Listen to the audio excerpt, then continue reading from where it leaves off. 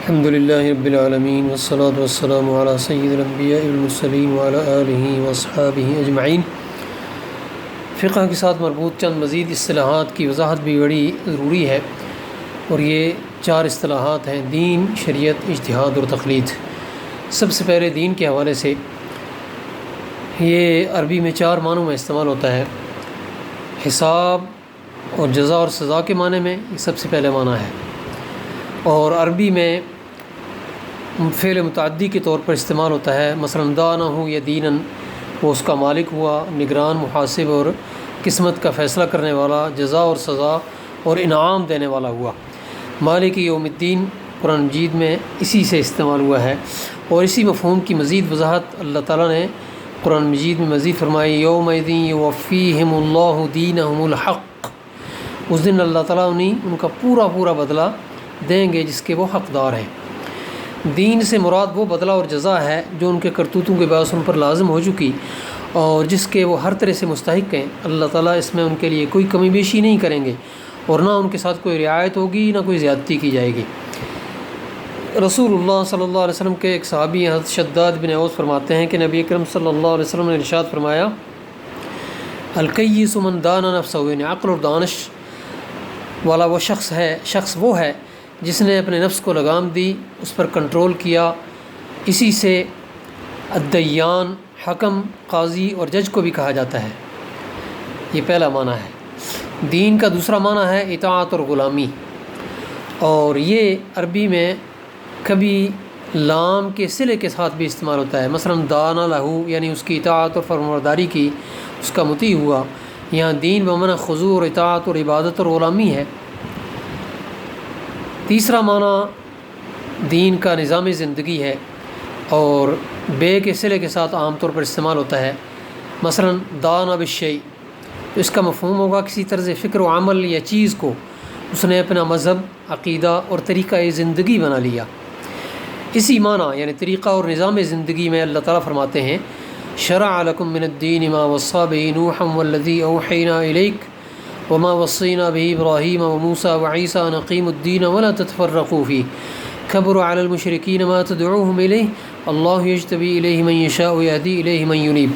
اس نے تمہارے لیے وہی دین مقرر کیا جس کا حکم اس نے نوح علیہ السلام کو کیا، جس کی وحی ہم نے آپ کی طرف کی، جس کی ہدایت ہم نے ابراہیم، موسیٰ اور عیسیٰ کو دی کہ اس دین کو قائم کرو، اقامت دین کا کام کرو اور اس میں تفرقہ نہ پیدا کرو، اور مشرکین پر وہ چیز شاق گزر رہی ہے جس کی طرف آپ ان کو دعوت دے رہے ہیں۔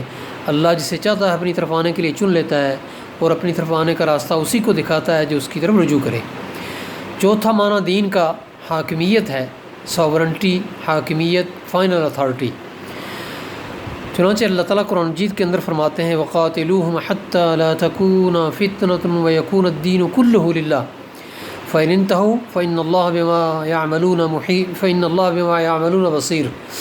ان سے جنگ کرو یہاں تک کہ فتنہ باقی نہ رہے اور سارا دین اللہ کا ہو جائے، پس اگر وہ باز آ جائیں تو اللہ جو کچھ وہ کر رہے ہیں اس کو دیکھ رہا ہے۔ یہاں فتنے کا معنی مفہوم بھی سمجھنا ضروری ہے۔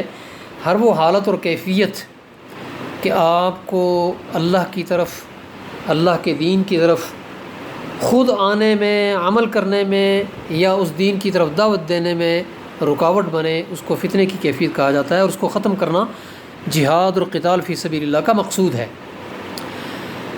اس سے معلوم ہوا کہ دین کے معنی میں 4 چیزوں کا پایا جانا ضروری ہے۔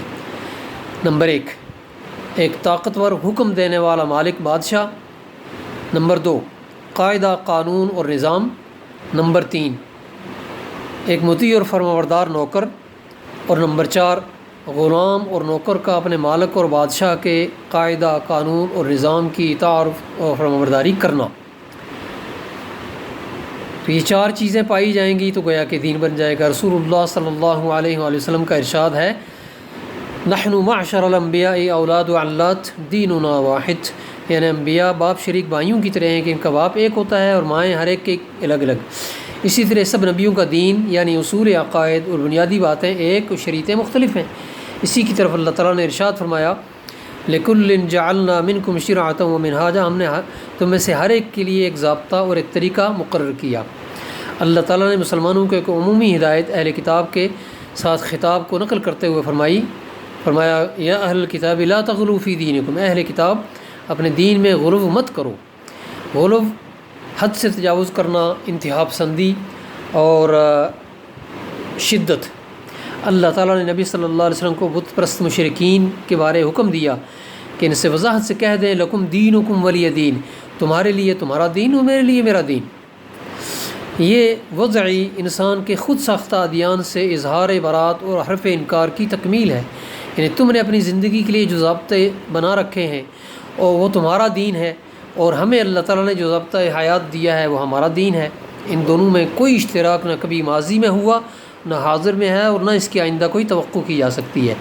اس سے معلوم ہوا کہ دین حق یعنی اسلام کے ساتھ کفار کے باطل ادیان بھی موجود ہیں جن کو دین حق نے منسوخ کر دیا، جیسا کہ اللہ تعالیٰ کا ارشاد ہے والذی ارسل رسولہ بالہدی ودین الحق لیظہرہ علی الدین کلہ، وہی ہے جس نے بھیجا اپنے رسول کو ہدایت اور دین حق دے کر تاکہ وہ اس دین کو غالب کر دے تمام دینوں پر، اگرچہ مشرکوں کو ناگوار گزرے۔